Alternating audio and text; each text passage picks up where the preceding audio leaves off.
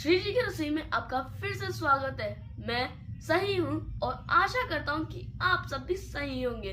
तो आज श्री जी की रसोई आपके लिए लाई है घरेलू नुस्खा जो आपके खांसी, जुकाम, सर्दी और नाक बंद होने से आपको छुटकारा दिलाएगा।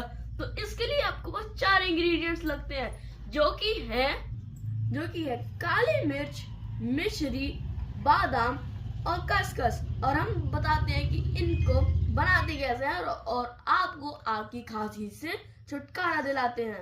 अब यहाँ पे देख सकते हैं कि हमने सारे इंग्रेडिएंट्स को ग्राइंड कर लिया है और हमारा फाइन पाउडर रेडी है। तो फिर अब मैं आपको बताऊंगा कि इसको यूज कैसे करते हैं।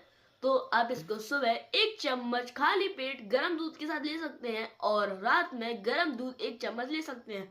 इससे आपको सर्दी, खांसी, जुकाम और नाक बंद से छुटकारा मिलेगा। धन्यवाद।